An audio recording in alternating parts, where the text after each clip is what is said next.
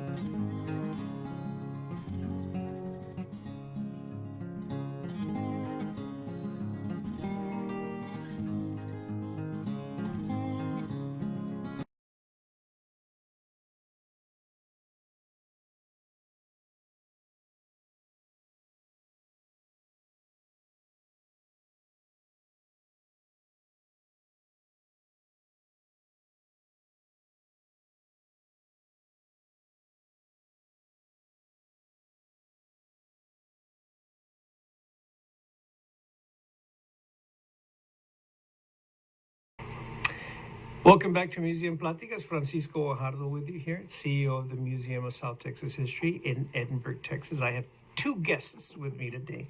And so, Keri and Nancy, if you would introduce yourselves, and then we'll begin with the Plática.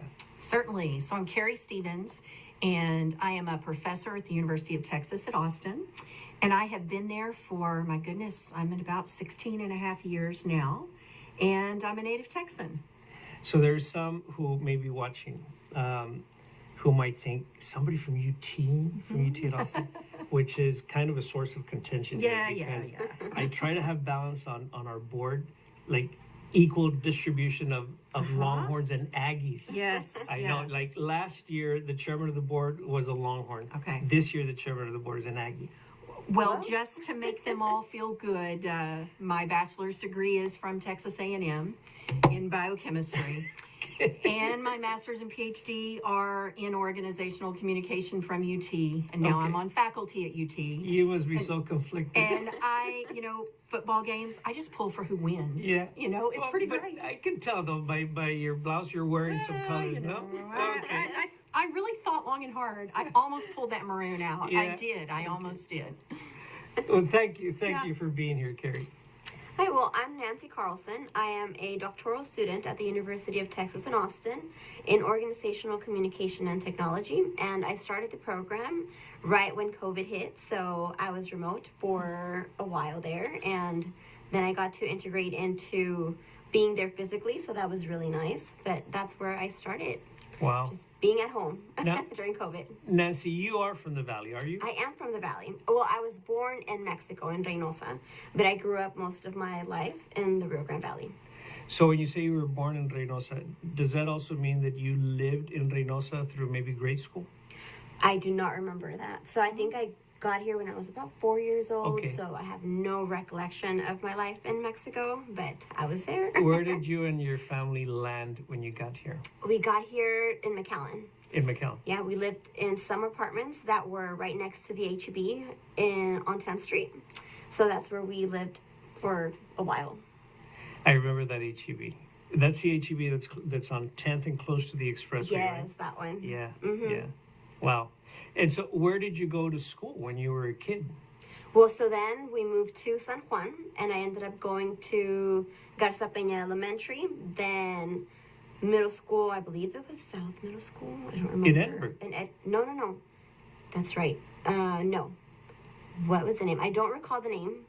It was in San Juan too, the middle school. Okay. It's no longer there. Bruins was the mascot. Bruins. Yes. So maybe Pam remember. Pam's, what was that?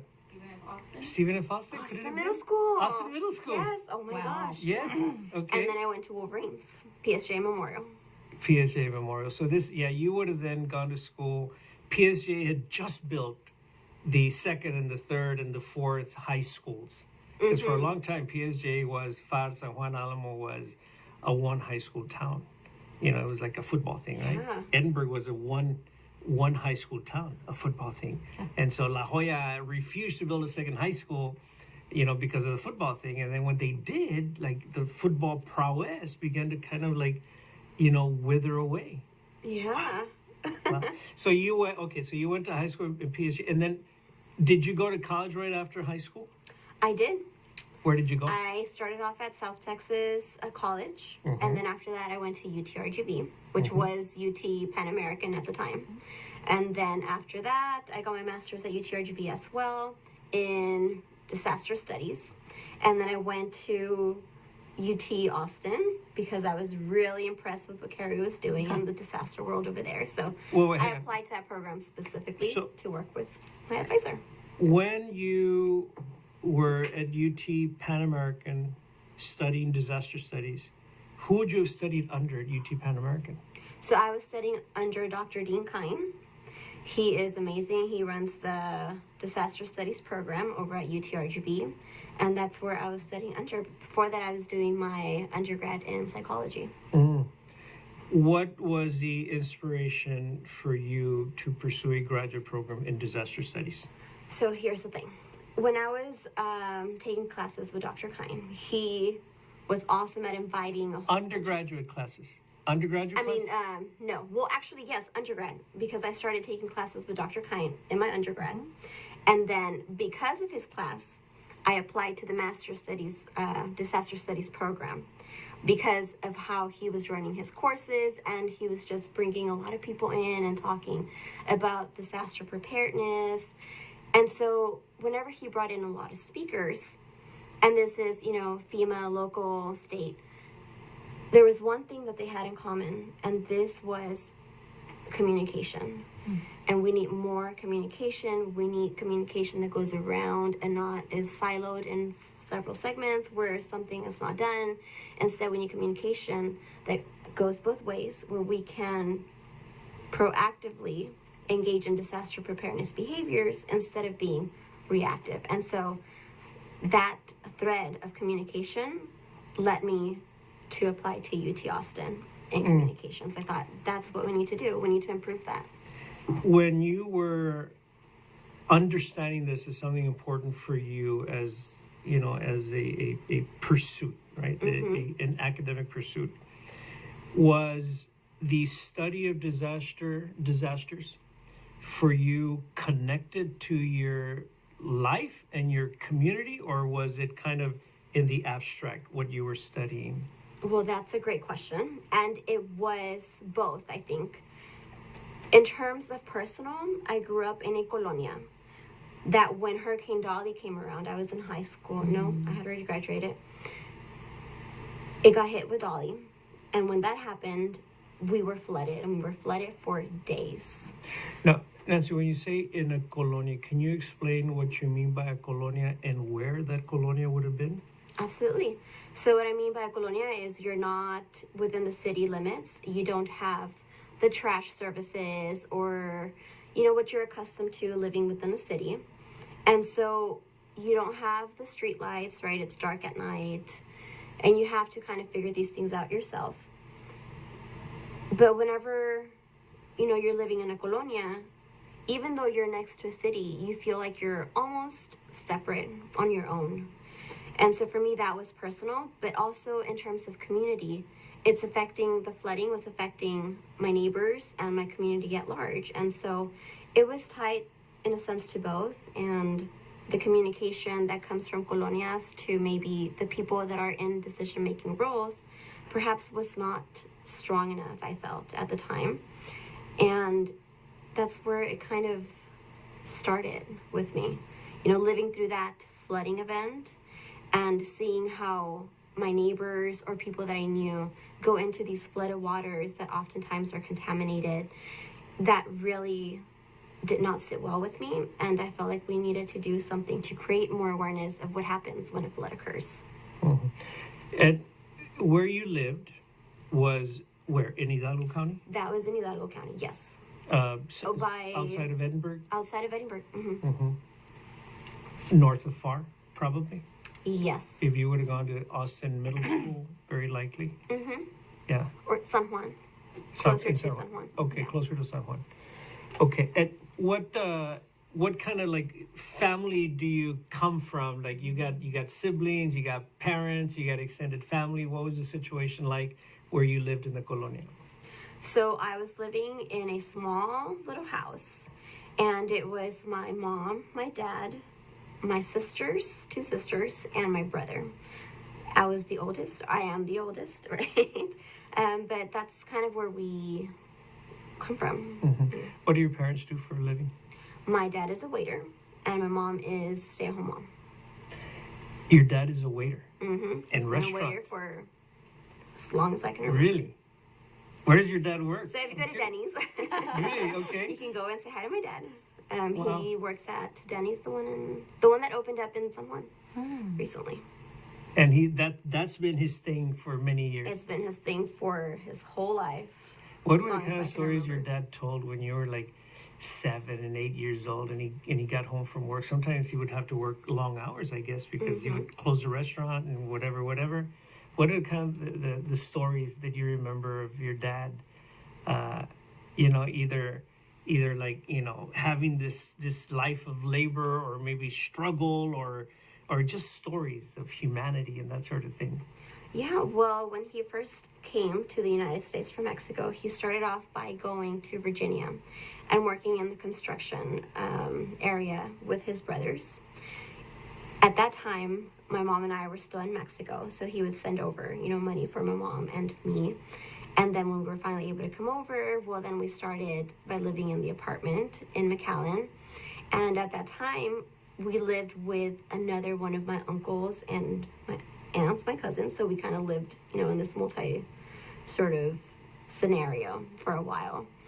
And those were just stories that kind of stayed with him, how he had to work, or when we were growing up, it was just trying to get the area where he was going to build a house. He saved money being a waiter until he was finally able to build a little house.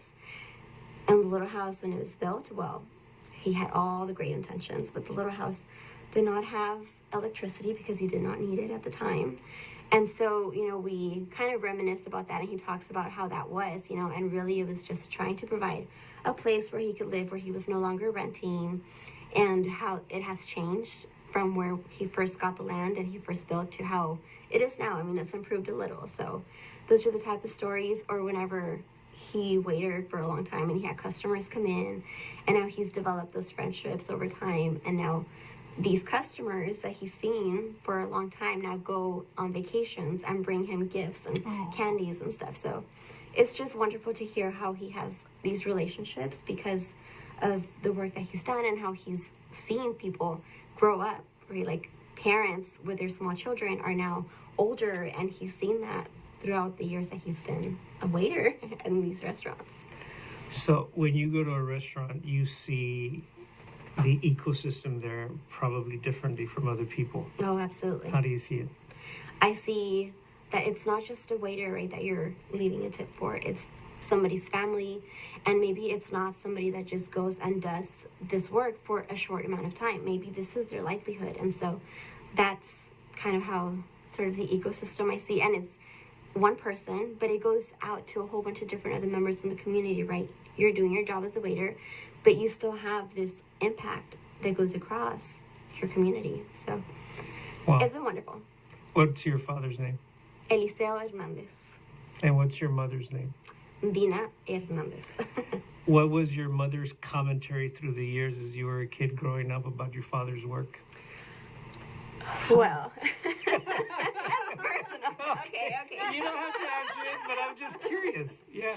I mean, overall, she was happy that he was able to provide for his family, right? But it's maybe something that is not always very well paid, or you don't have all these opportunities, being a waiter. And so for her family, perhaps she wanted a little bit more, at the time. But she's happy with my dad. She has a great marriage with him, so they're happy. Well, I don't know this to be true, but he at some point stopped going to work construction.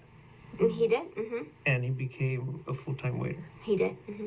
And I'm just going to guess that it was so that he wouldn't be away from the family. I would say so. I mean, he was still away with holidays and everything, but But he was would come home at night. Yes, he was home. Yes. Mm-hmm. That's quite a story.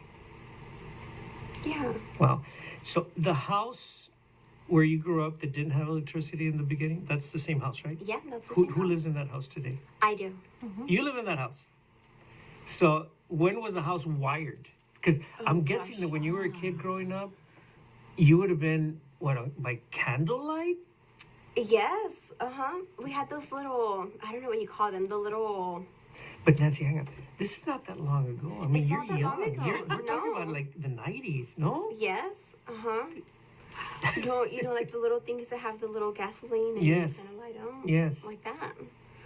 And we were like the only house for a good amount. So at night, my mom would not sleep because she was so, afraid. You mean So the it only was house dark in and the the only colonia? house in that colonia. Until the colonia filled in. Mm-hmm. Eventually. Slowly. By right, it started to 98, fill in. 99, other houses came in. Yeah. So when did the family wire the house, or who wired it? Wow, that's a great question, and I don't remember. I don't know. Just one day Wow. it was wired, and Did you have we had electricity. gas? Did you have like butane gas or We something? did, uh-huh. You did. You had butane gas from the beginning. So you could actually. So you had a stove. I'm We guessing. had a stove. And so with the stove, you would turn on and use gas, and it would light up the kitchen. Mm-hmm. So maybe you had some light with that, Mm-hmm. and then you had those little lamps that you talked about. Yes. And then I'm guessing that you were a good student coming up in high school. Yes. Yes. So you had to read at night. You had to do homework. But after 7 o'clock, you can't see. Right. I mean, maybe you had electricity by the time you were in high school. By the time I was in high school, we did. Mhm. This was more 5th grade and middle school. Mm-hmm. Mm-hmm. Yeah. And by the way, not a unique story. Right. It's not. I mean, for as amazing as the story is, it is also fairly commonplace. Unfortunately. Yes. So then, I mean, this has to do something with kind of your own socialization, your worldview, the lens through which you see things. You go to the university, and then you see disaster studies, you take a class or whatever, and you find that interesting, and then you remember that hurricane, right? It was Hurricane Allen, you said? Hurricane Dolly. Hurricane Dolly, yeah, Hurricane Dolly. What year was that? That was 2007 or 8? 2007. No. No? Well, Pam's going to It's look around it up. that time. Yeah, okay. So, yeah, okay. So that you remember that and how that affected not just your family, though it did affect your family, it affected the whole neighborhood Right. and probably, chunks of South Texas. Mm-hmm. And so then it meant something. You going to college and studying something, meant something. Wow. And then you go to grad school, and then you earn a master's degree from UTRGV? UTRGV Okay. at the time when I And, finished. and so when was it that you first saw the name Keri Stevens? Was it an article you read or what? So this was through my advisor. Uh-huh. He said, I know somebody that I think you will really, really like based on what they're doing. And I'm like, okay, well then let me see who this person is. Mhm. And I did.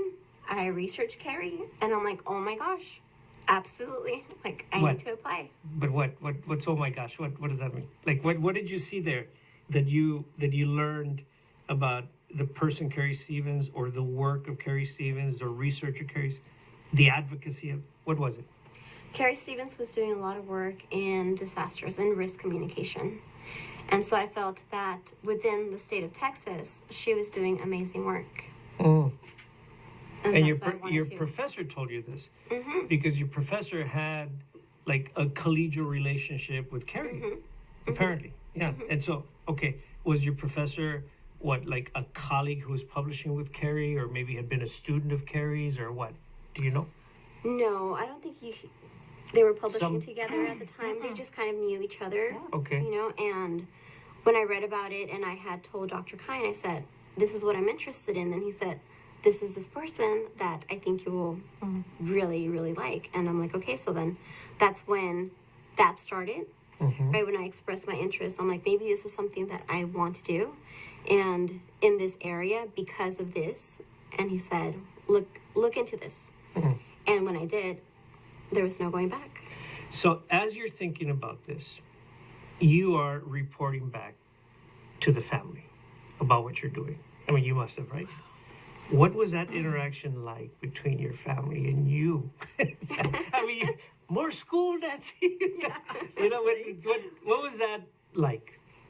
Well, my husband's been very supportive, and then we homeschool our children. So if I did get accepted into UT, which I did, then moving would not be too difficult, right? We would not have to be pulling them out of any schools or anything like that.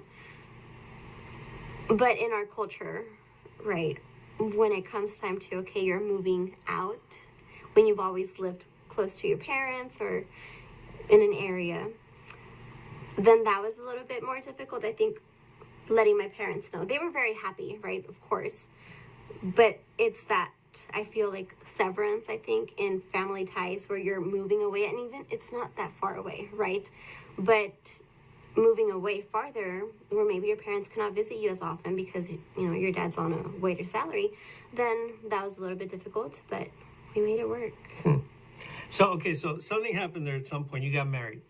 right? Yeah. And so there, Yeah. there's a husband now, and the husband, of course, is in these conversations, and your parents are in these conversations, and so you're saying that there was this kind of thing that support, but you know, now I'm gonna like be away from the family, my parents at least, and so that maybe was an issue, but it really wasn't an issue that would stop you from pursuing this. No, absolutely not. It was more of an issue as you're leaving your support system, right? Especially when you have children. But it was a support system that really wanted me to succeed. And so going to UT was a way for me to do that.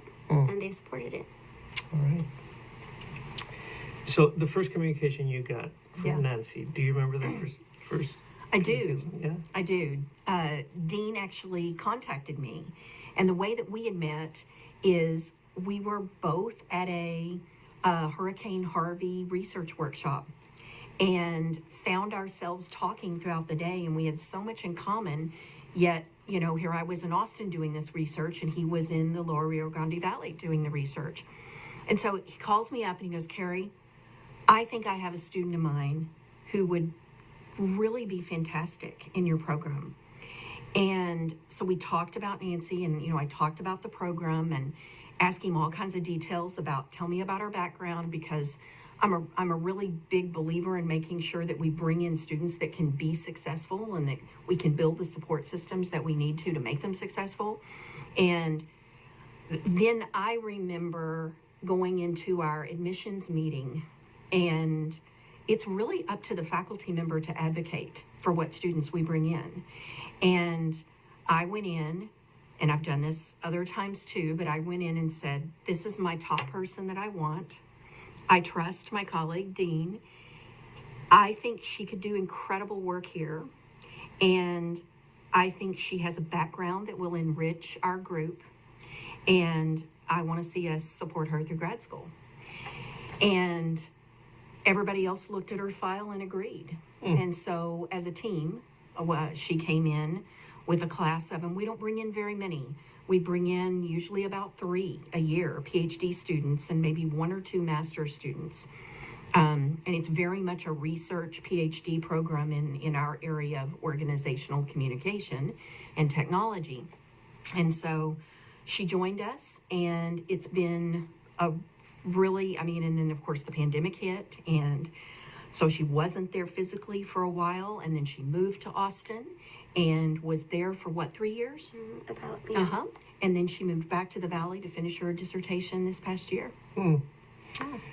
Can you explain how it is that a university can take 3 students for a program?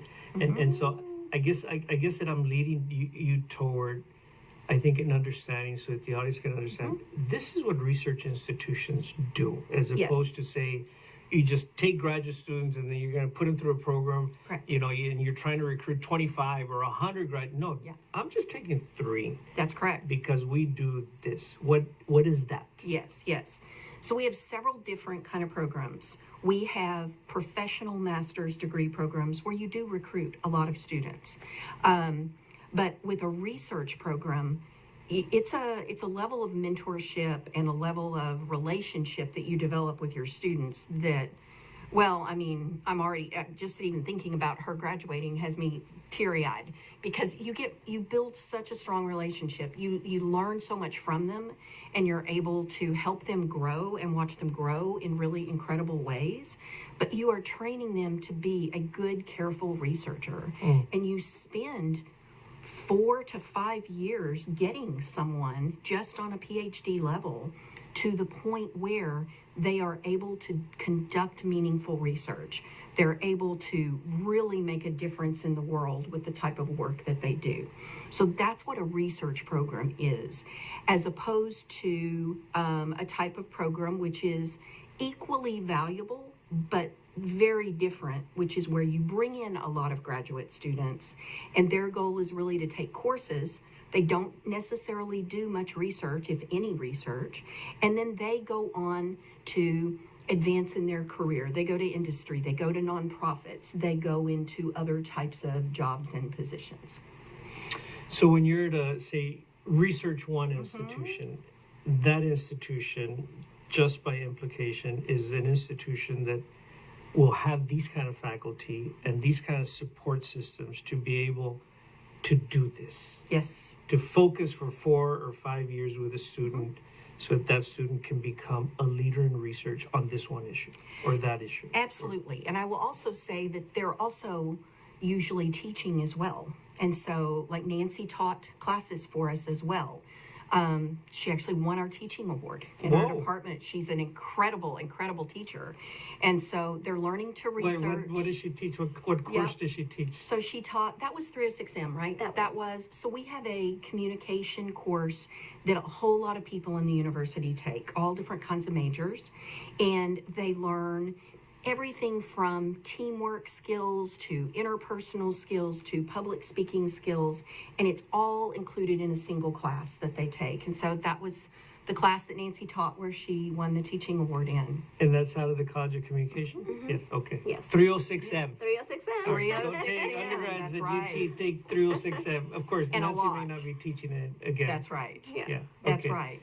So we're doing that combination of teaching them to be a researcher, teaching them to teach, and then not all of our PhD students go on to research careers, but I would say all of them use research in the careers that they choose in the future. Wow. How do you come to this? Oh man, I tell ya, in a very roundabout way. I never wanted to be a professor, never even really knew what a professor was. Grew up in a small town in Texas, South Bend, Texas. If you look back in the history books, in the oil days, there was a boom town, and I think there's 50,000 people plus that lived in this community. Now, I usually say there's about 110 if you count many of the cows. Wow. So very rural, very small, and 10 miles outside of the nearest town that has a school. So I lived on family land, and my parents built a brand new house that they leveraged everything they had on their public school teacher salaries to build. And less than 6 months later, the Clear Fork of the Brazos River flooded, and we had water in our home for well over 3 weeks. And how old were you at this point? I was in the 3rd grade. And so the Brazos River coming in through the Gulf up. Yep. So how many miles in is South Oh, Bend? man, it's way far in. Biggest towns, 90 miles west of Fort Worth, 60 miles south of Wichita Falls, and that's very close to the Oklahoma border. So this is way up in that part of Texas. And a fluke rain happened, which a lot of people don't understand, that we didn't have rain where we were. The rain actually happened, I believe it was in Albany, which is 80, 100 miles away, but the water came down and part of the Brazos had silted in. And so what that means is the water didn't have anywhere to go but out of the banks. And even though in all the family history, there'd never been water on that land, we were not on a designated floodplain. Of course, we didn't have any flood insurance, and 5 feet of water in our house for 3 weeks. So life-changing event that Where really... did you live for 3 weeks? You know, I lived with family and I lived with church members. So And- the house had to be left. Completely. Yes. Completely. Did you ever come back to the house? We did. When the water went down, we came back to the house and we started rebuilding because we didn't have anywhere else to go. And so in the meantime, I remember getting shuffled from house to house. I have a sister who's 5 years younger than I am, so she was quite small. Sometimes we were together at homes and sometimes we were at different people's homes, just whoever could take us. And school started back up too. And so I was in school, she was not. And I remember having to figure out how to go to school, knowing I didn't have a house, knowing they weren't sure they were going to be able to repair it. And it was a very, very life-changing experience. And the kind of strange thing thinking back on it is that's a horrible situation for anybody to be in. And I don't know why my parents didn't declare bankruptcy, because they ended up paying on 2 mortgages my entire life. So not only were they public school teachers, where they're not well paid, to we were paycheck to paycheck my whole life growing up, and they finally paid off homes, when just a few years ago, actually. Wow. So they still live in that same house. It is now on a designated floodplain. And so now they pay flood insurance on top of that, which they can barely afford because it's quite expensive.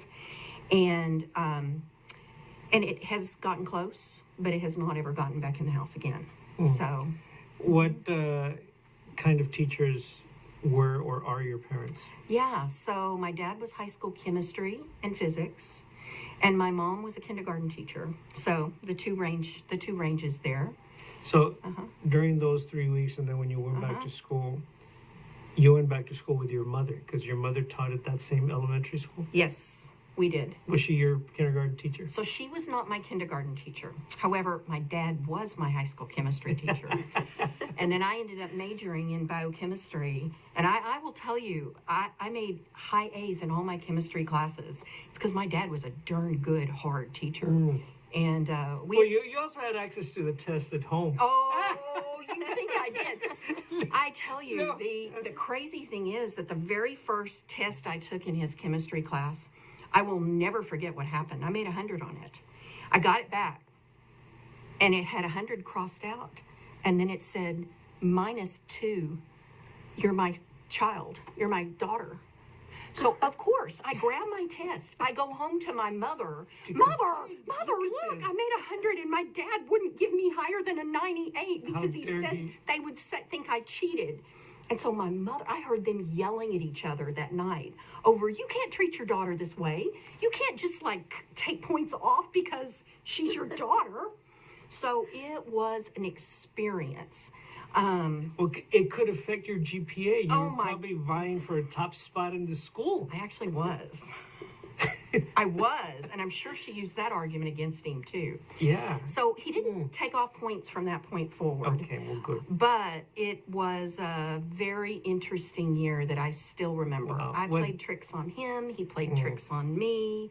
We did all kinds of things to try to diffuse the fact that I was teased constantly about, my dad, and the reason I was making good grades was I had access to the tests and all this kind of stuff. And so we know each other incredibly well. Let's put it that way. What's your father's name? His name is Eddie. Eddie. So Eddie Kyleberg, and he taught until he retired. And your mother's name? Leslie. Mm. Leslie K. McLean. Wow. So your families would have come maybe from the south and into North Texas at some point? Yes. And they settled in that area of South Bend. My mother's parents lived there, and my dad's parents lived in Stevensville, Texas. So about an hour and a half away from where they ended up. And both sets of, my mother was an only child, and we lost both of my grandparents when I was very young. I was actually right around the flood is when we lost both of them. And I think the stress was just too much for everybody. They also were affected by the flood at the same time. And but the family land that we grew up on was my granddad's, my mother's dad's land. So was it South Bend High School? Oh no, they didn't. No. South Bend did not have a high school. South Bend hardly had anything, and still hardly has anything. But I went to Graham High School. Okay. And so Graham, 3A, 4A kind of school. So 100 kids in the graduating class, more or 100 less? kids. Yeah. Okay. Yeah. And so did you go to College Station at the age of 18? I did, and I had just turned 18 because I'm a July baby. And so I was barely 18, and everybody said, you need to go to junior college first. You're never going to make it at A&M. It's too big. And I was like, I'll show you, because that's kind of me. You tell me I can't do something, and I'll show you. And so I went to College Station and didn't have adequate math background. And so... But chemistry you did.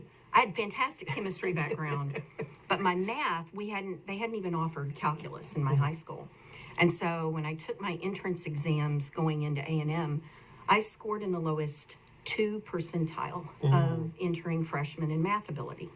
And I'll never forget, my dad was sitting next to me, and we went into the biochemistry program, and the advisor said, "Oh, honey, no. Biochemistry is not, let's look at liberal arts. Let's go somewhere that's not going to have you have all this math."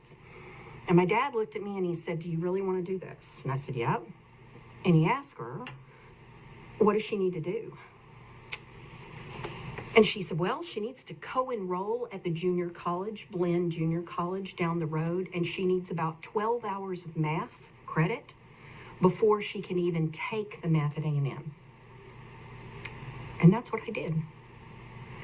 So I started co-enrolling, and So you would do, like, say, 12 hours at A&M and then 3 hours or 6 hours per semester at Blinn. at Blinn. And So you I'd be did that driving. for a year. I did that for a year to get all my math background. And I was putting myself through school too. And so I had saved a lot, thank goodness, waitressing. I started it about, well, I guess I was about an 8th grader whenever I started waiting tables. Did you know Nancy's story of her father? You know what? I did know. You did? Yeah. Because So- I, to this day, if somebody tells me that they waited tables, I look at them as a very different person, because I know what they've put up with. Let's put it that way. They've put up with a lot of people, and they've worked really, really hard. Okay. So anyway, I had started waiting tables, and I was driving back and forth to Blinn and A&M, very close, just the neighboring community. And after I got to a point where I could take the calculus at A&M and all my biochemistry courses, I applied for the honors program. Because I wasn't admitted going in, because I didn't have an SAT score that I think would get me in anywhere now.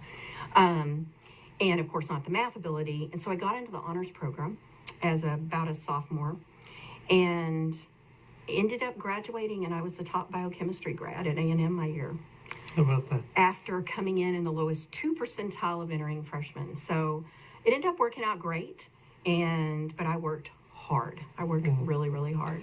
Several things there.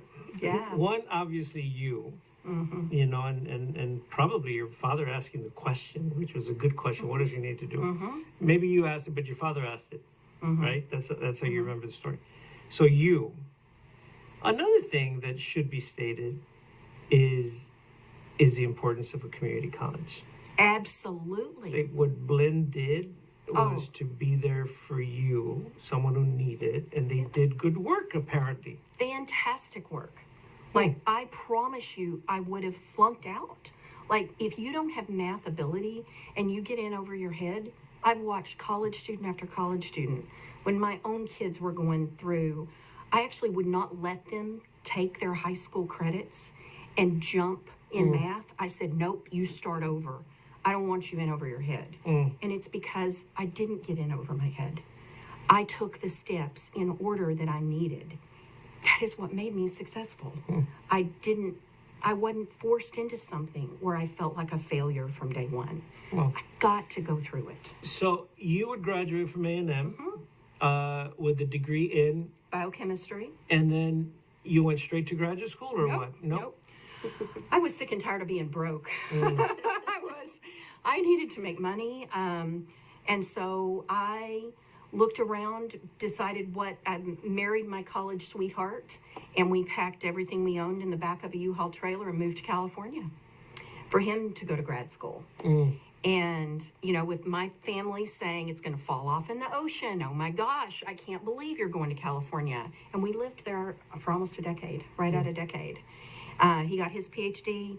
I worked in industry and would sneak over, not to the community college at that point, but I would take night courses at UCLA and various other places where I could in communication. And I always had a love of communication, even though I was a biochemistry student. And I don't know if I ever told you this, but I was originally going to be a communication major because I had a fantastic high school teacher in that area. And everyone, my family, everyone said, "What? No, you'll never be able to get a career in that. you are good at math, you are good at science. They thought I was good at math, but not compared to A&M. You're so good at this, you have all these good grades, you're a female, you've got to go into a STEM career. So I was pushed into that career really by all this social pressure. And so then at 30, I decided I would go back and get the degree I always wanted.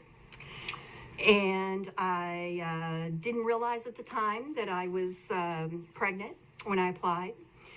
But I applied to the UT program, not knowing it was like this top program, really hard to get into. Only place I applied. And got accepted and found out shortly thereafter that I would be starting in September and having my first child September 15th. Wow. So I went back to college at 30 and 9 months pregnant. And was your child born on September 15th? She was born on September 15th. That's my birthday too. Oh, is it? Wow. Who was that teacher in high school, your language teacher? Jack Cody. Hmm. Jack Cody, who is still teaching and teaching at a community college now. As a matter of fact, a teaching award that I won at UT a few years ago, they let me do something that is what I think everyone should do if you ever get the chance to do that. And that is, they let me bring back 8 people who were instrumental in helping me get to where I am as a professional. And I invited him back, and I invited one of my A&M teachers back, and they got to sit at the table with me and be with me as I got my teaching award. And so Jack was there, and just an incredible teacher. Mm-hmm. It's a good story. So, so I guess, what, did your husband get a job at UT or somewhere in Austin, or? He did. So he's in the semiconductor industry. And so when we were coming back from California, we had realized in California we couldn't afford a house. And even with 2 young professionals with good educations and careers, we were not going to be able to afford it. And so we decided to look back in Texas. And so he got a job at Motorola. He moved back to Texas. I lived in California for another year, flew back and forth. They used to call it the Nerd Bird, between Austin and San Jose. And I'd moved to the Bay Area by that time. And then I moved back, and so we have been back in Austin, Texas ever since. So you did a PhD at UT? I did. I did. And then did you go back to industry for a little bit, or did UT hired you? No, UT doesn't hire their own. No, I know it doesn't. It's kind kind of of weird. way. So you must have gone somewhere else and then came back. I did, and it was another really fortunate opportunity. I worked at Texas State for 2 years on faculty there, and I still love that group of people. They're just fantastic. They get a lot of credit for teaching me to be a teacher, because the way that they valued teaching and the way that they valued higher education is really something special.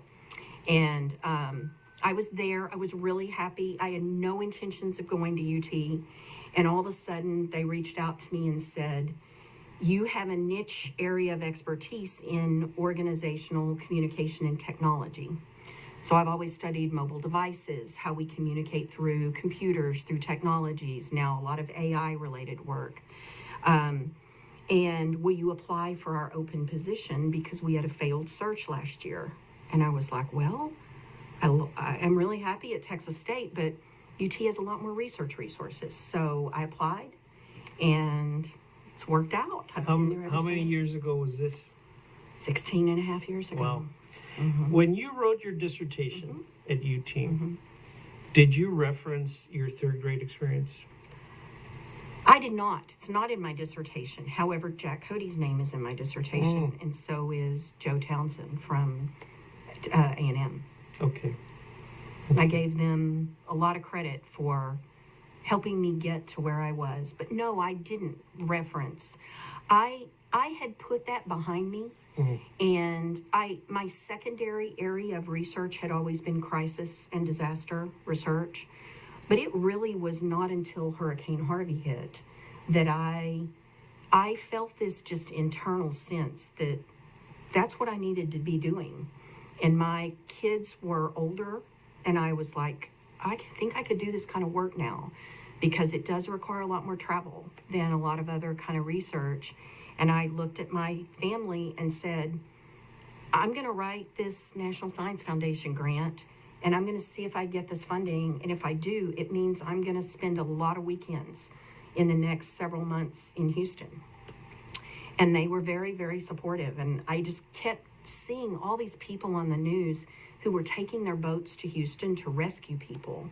And all of a sudden it brought back all these memories of, church members literally showing up at our house, putting my clothes in their trucks, taking off, rescuing me, rescuing my family, providing us with the only recipes I had growing up were items donated, because we lost everything in our house, 100%.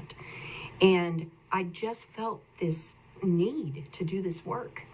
And I ended up getting this grant.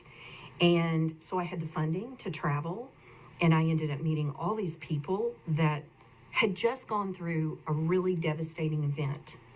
And I, at first, was using my very objective, scientific approach to working with people.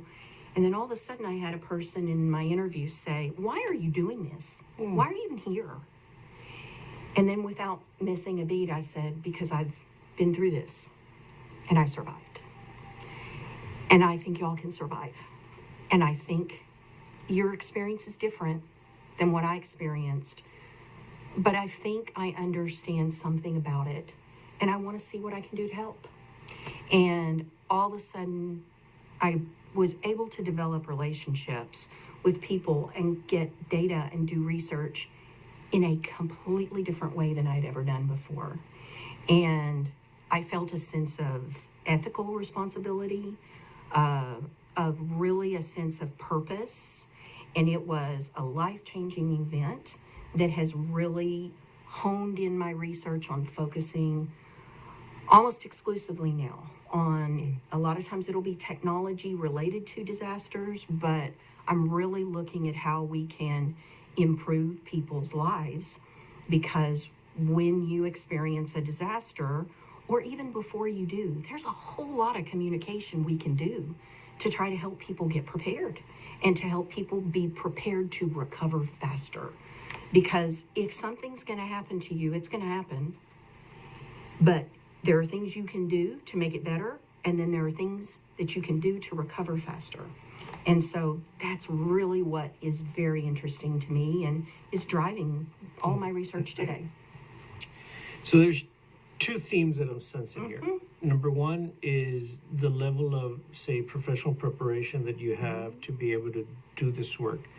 But the second one is also the how you and where you are now, and how you're able to do the mentoring of other people to be able to do this. Yeah. So it's not just going out and helping communities, build skill set, but it's also skill sets, but it's also mentoring somebody like Nancy to do this in her own ways. Yep. Now and into the future. So this is heavy. This is a heavy weight, which is like the most important weight, right? To be able to. Absolutely. Yes. So this is how we come to today and tomorrow. Yeah. This doesn't just happen. This happens because people have their stories in life. Yeah. And then in the cases of the two of you, you've gone through a process of skill building, professional development, to be able to be in a position where you can actually leverage not only your own skills, but leverage resources that are out there to be able to organize a flood awareness workshop at the Museum of South Texas History. Yeah. Wow. Yeah. So, Nancy, I just want you to reflect on the last... Tony, how many minutes has this been, this one segment? It's been about an hour. Oh, my God. So we did an hour here. Wow. Time flies. It did. So, Nancy, reflect on this piece here, and then I'm going to ask Keri to reflect on it, and then we're going to go on break. But reflect on what we've done here, what you've learned, what kind of curiosity you might have. Yeah, I've been very grateful for this relationship with museum. I think that I've learned a lot about the history our community in this project, and also how maybe we can integrate the histories with culture for flood awareness. So it's been really a nice partnership with the museum, and it's been just great to learn more about it. Okay. Even for us, that are living in the valley, that maybe we don't know the history of it, and by engaging with the museum and the museum's content, you can really, really understand our community. How about you, Keri? What? I mean, Yeah. obviously, it's a very broad question, right? So you go at the question in whatever way. So that was interesting what Nancy said, because she even brought in the museum. Yeah. I was curious about this here, but then she leads me to something else here. Yeah. But your sense of the conversation, the plática. Yeah. So, one of the things that is, I think, a real challenge that we have is, how do we let people know about ways that they can get prepared for flooding, and do it in ways that people are receptive to, and really get people to understand they have options. There's not just one solution, and if people throw that solution out and they disagree with it, then they feel like there's nothing they can do. And so it's been great working with Nancy, because we've sat down and we've brainstormed what are all the options that people have in the valley. And we've learned so much more about the flow of water going through, or the lack thereof in places. And part of the problem is there are flat areas in the valley where water's not going to drain. And so that is a common issue with flooding. And so we have talked about what are culturally appropriate ways to talk about options that people might have to prepare for floods. And so the entire event is kind of designed around these different ways that people might be better prepared and might better understand why flooding's happening, and come up with more creative ways to try to get prepared and then respond when it happens. Okay, so when we come back, Yep. we're going to focus on tomorrow Okay. and then on February the 1st. But Sounds good. thank you for sharing your story. Thank you for Yeah. sharing your story. Fascinating stuff. Okay. All right. So, Tony, when we come back, friends, I hope I hope you're still with us. So we're going to take about a minute or so to take a little break here. And then when we come back, we're going to talk about tomorrow, the workshop at the Museum of South Texas History. Stay with us, please.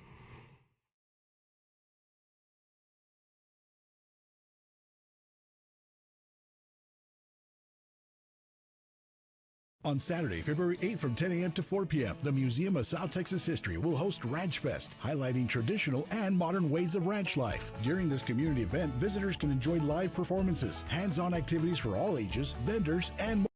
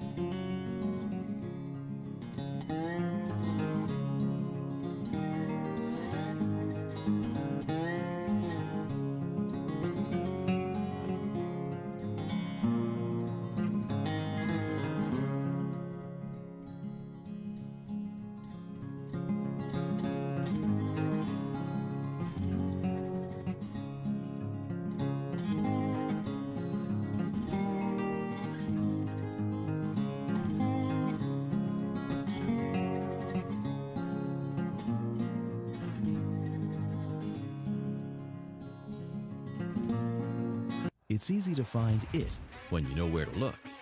Some define it as a breath of fresh air. Others find it in the fast lane by being yourself. Some like to kick it, enjoy every minute, and get the adrenaline pumping, while others prefer the feeling of adventure, finding the unexpected, the undiscovered. But everyone can agree, coming together in Edinburgh guarantees you'll be making memories you'll treasure forever. Life is a series of experiences with your friends and family, your neighbors and community. Sometimes it's the simple things, like getting together for good times, pushing the limits, learning something new from the old, or just something new. This award-winning, All-America City is yours for the taking. It's in Edinburgh.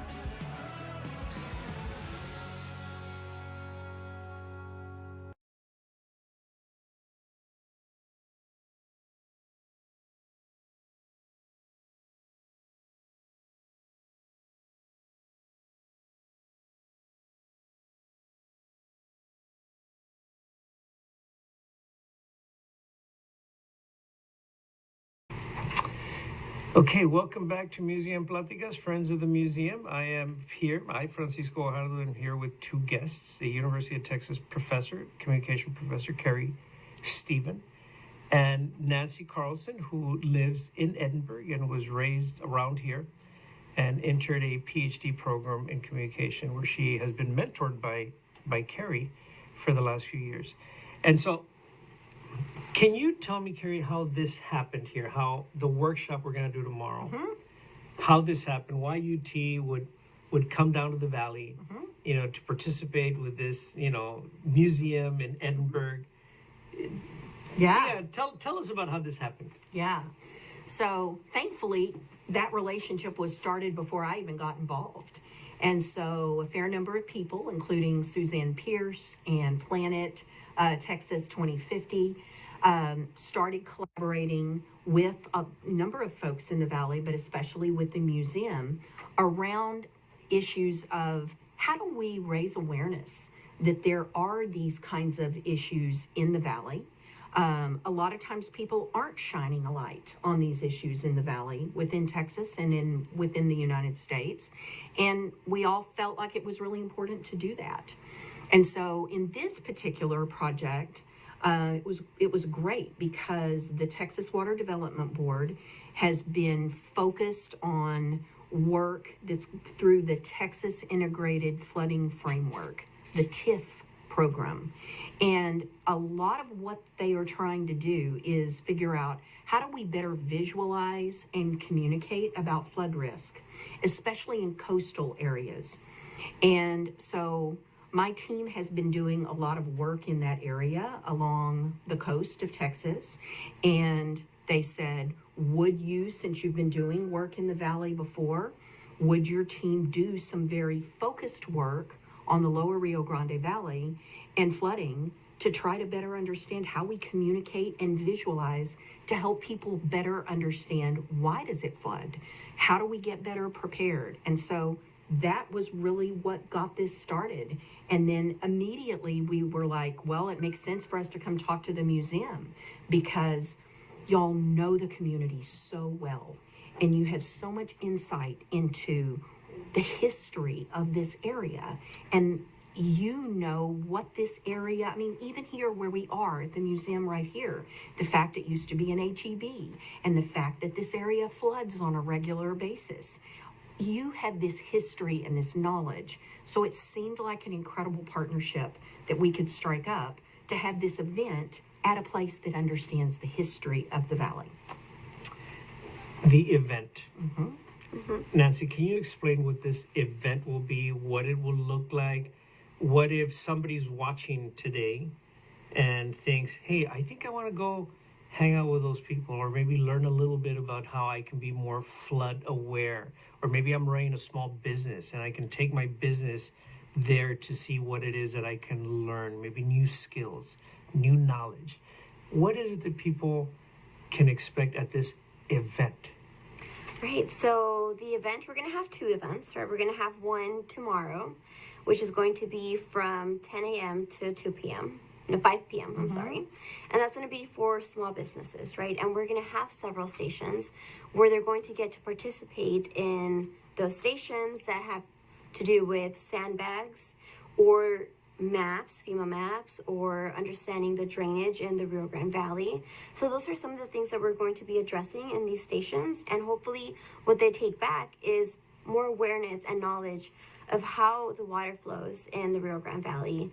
You know, what do they have to do when they're filling these sandbags? What does that consist of? And so we're going to be having those various stations for small businesses, particularly for tomorrow. But then we also have a public event where they're going to be also participating in those same activities.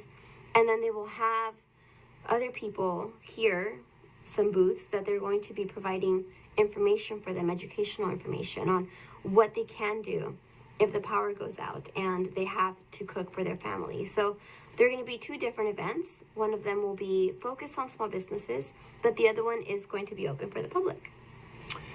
And the preparation here, the preparatory work, because you've been involved in conducting interviews with people from across South Texas.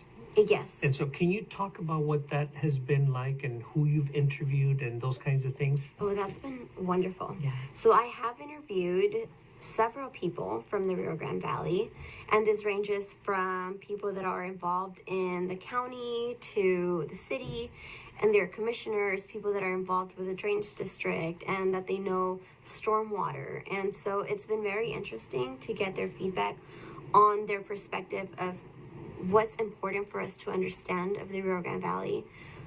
How is this water flowing? How is it impacting our communities? You know, how are things like brush and grass clippings integrated with flooding? And so getting that information from them and their perspective has been very helpful to tailor our stations that will be here tomorrow. And I'll just add that she's also interviewed a lot of small businesses and churches and done a lot of work within the last about 2 years on other projects. And so maybe you can talk some about the materials that you created for prior projects that we'll actually have available and be able to give out tomorrow as well. We will, yes, absolutely. So I've interviewed also small businesses, right, that are impacted by flooding. And we know that in the Rio Grande Valley, sometimes this occurs whenever we have rain events that maybe we were not expecting. And so these impact the small businesses, right? And based on those interviews that we had with them, we then turned around and developed these materials that we wanted them to have. And it's funny because when we started this project, we thought we were going to have to develop something, you know, pretty tech savvy or something out there, you know, for them to have for small businesses. Nancy, Tony, if you can zoom in on Nancy for a bit. If you, just so that I'm going to do something here, but not Nancy. I'm listening to your Yes. story, Yeah. okay? Yes. But when I asked them what they really wanted from this project, what they told me was, we just need a magnet, something that we can get, that we can use in case there's a flooding event or the power goes out, right? Something that we can have on our cabinet, right? So we then turned around and we developed magnets and we developed small business preparedness brochures that have advice from other small businesses in the area, right? So it was important to them to not only have information that was given to them, maybe from other areas that perhaps was not relevant to them as a small business in the Rio Grande Valley, but having other small businesses share their advice with other small businesses was important, and so we developed that. And then we also developed a sandbag brochure. Because we live in the Rio Grande Valley, we know that whenever something is happening like a flood event or a hurricane event, we are going to get sandbags. We have access to sandbags, and that was one of the things that they mentioned that they could do to protect their business. And so we then developed this brochure with this information on how to properly do this to help them. And that will be available at both of our events for them to take. Tomorrow's and on the 1st. Yeah. So who's coming tomorrow as far as you know? And then I'll also share with you some of the people that we've recruited. But from your end, tell us about who you're expecting tomorrow. Yeah, we have some small businesses that are coming, and then also some pastors from several churches here. So hopefully they will be able to make it tomorrow. But that's who we have. Okay, so we Sure. also have, so Toy, you can zoom back. Some of the people who have committed to come tomorrow are people from the Drainage District. And so you've interviewed some people over at the Idalucain Drainage District number 1. We have a few workers from Catholic Charities who are coming, and so they represent a very large constituency of residents from across South Texas. So that's a nonprofit organization that has a religious affiliation. We also have people coming from organizations from flood areas. For example, there is a restaurant that's close by. There is people from City Hall in the city of Pharr who work with issues of drainage, public utilities. People from the city of Edinburgh also who take care of the roads and flooding. So they will be coming. There is a dance school that floods.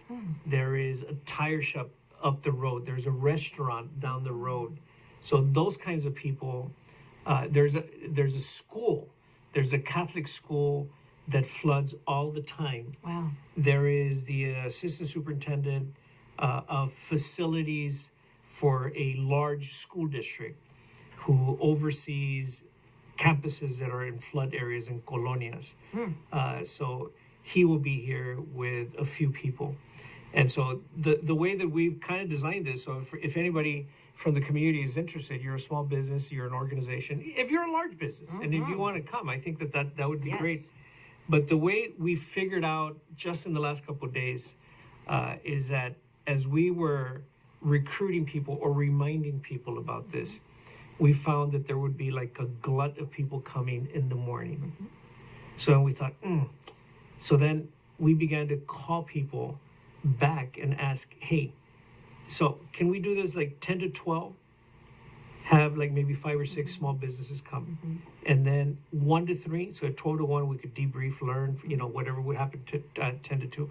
And then 1 to 3, can we have another 5 or 6? And then 3 to 5, another 5 or 6. Now, there are some people who we said, whenever you can come. Yeah. So, because this is a very fluid process. Yeah. So they come when they come, right? But then we try to organize it, structure it. And this was kind of an organic process based on how we felt the traffic would be. Yeah. So we wouldn't be completely, vacant, say from, 3 to 5. We ask people to come at different times.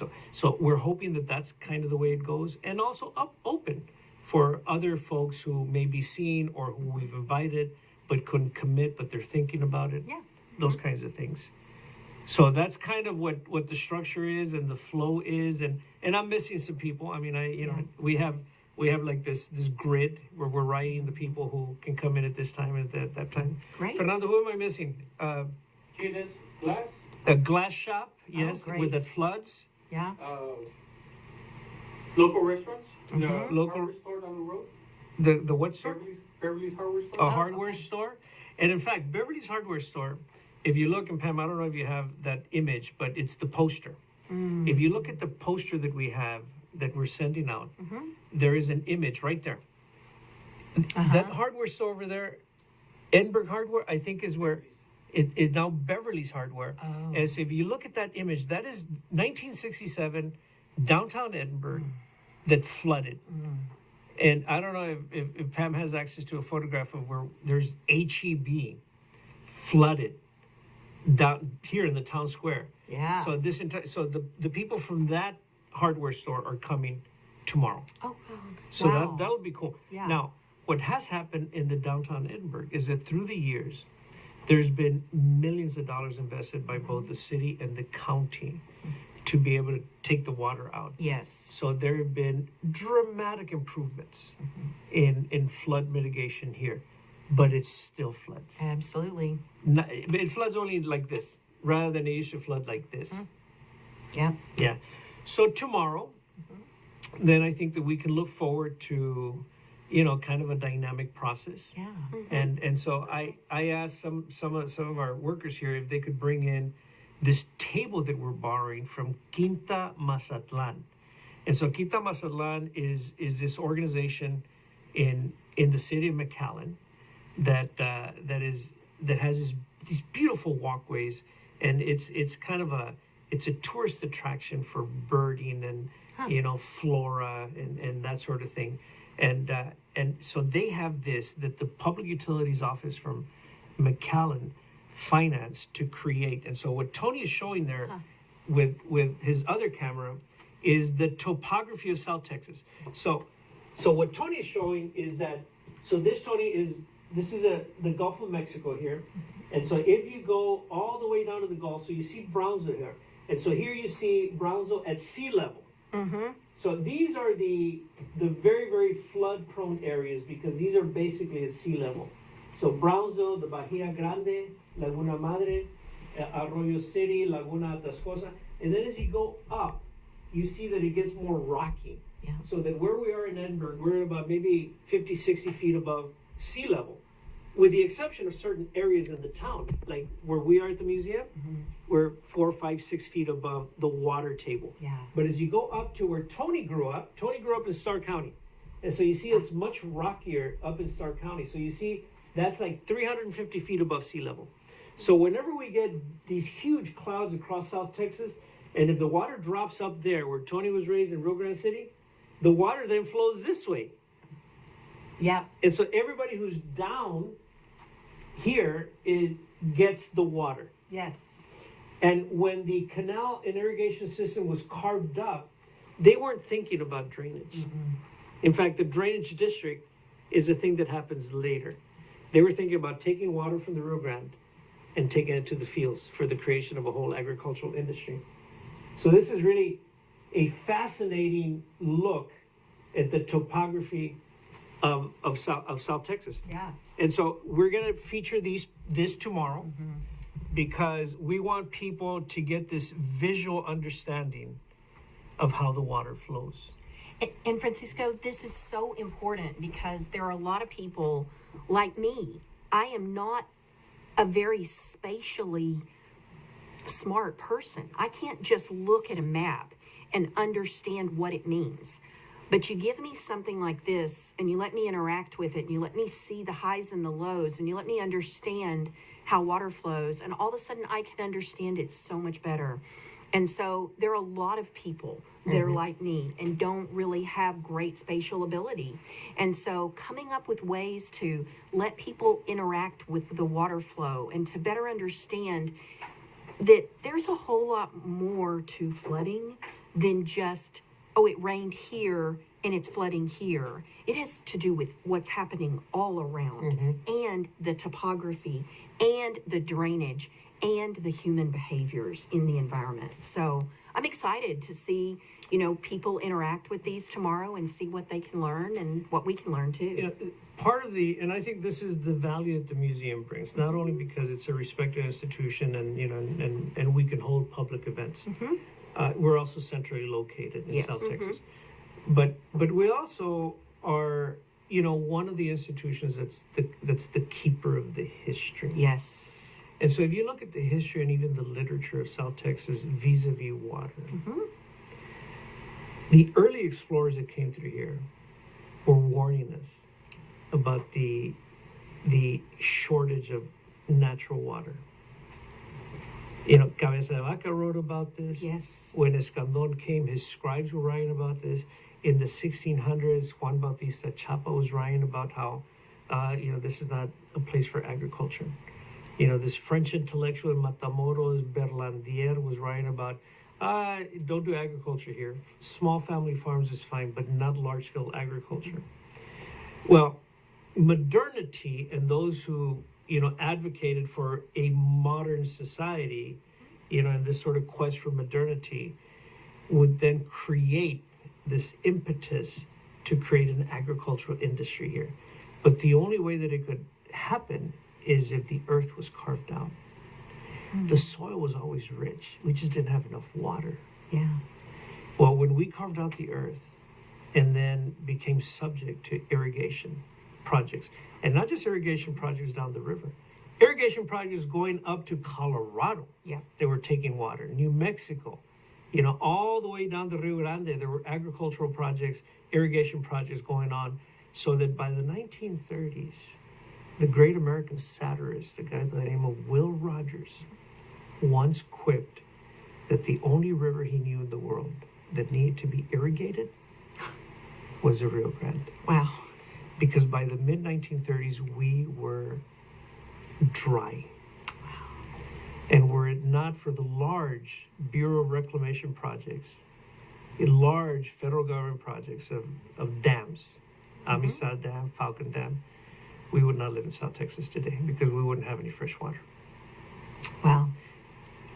And so all of this map that we saw, and flooding that happens, it's because in some ways we've done it to ourselves. Yeah. We've created a whole community here.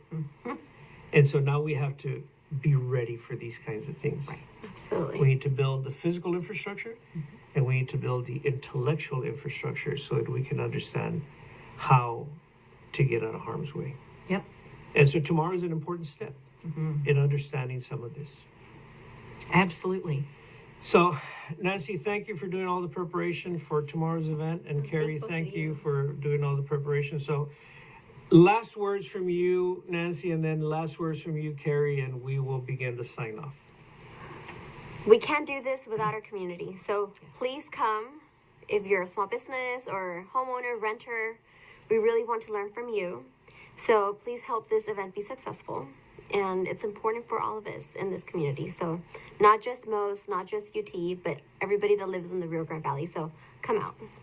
Even A&M people can come. Absolutely. Yes, okay, yes. Absolutely, they can. And I mean, Nancy said it so incredibly well that we want people to come out and experience this, because I think that by talking as a community, we can figure out better ways to communicate about how to be better prepared and also how to recover whenever we're hit with flooding. So I think it'll be a lot of fun. We have a lot of giveaways and things that we've brought with us that people can take with them when they leave the event. So looking forward to meeting everybody. I also wanted to mention that we have at least one community organization that is from the colonias. It's called Arise, that will be bringing a team tomorrow. Oh, great. So we're also excited about that, because these are largely women who are advocates for the community and have skills in how to get the word out. It's great. So that'll be interesting. Okay, so thank you very much to the Friends of the Museum of South Texas History for joining us today on this very important museum Plática. And so the way this goes is that we do this, what we just did, and then this is posted immediately online through our Facebook page and also through YouTube, through our YouTube channel. So this is very accessible to the world. And so we will sign off on our January 2025 installment of Museum Pláticas, and we will see you in February for another, what I hope is a gripping Plática. Thank you.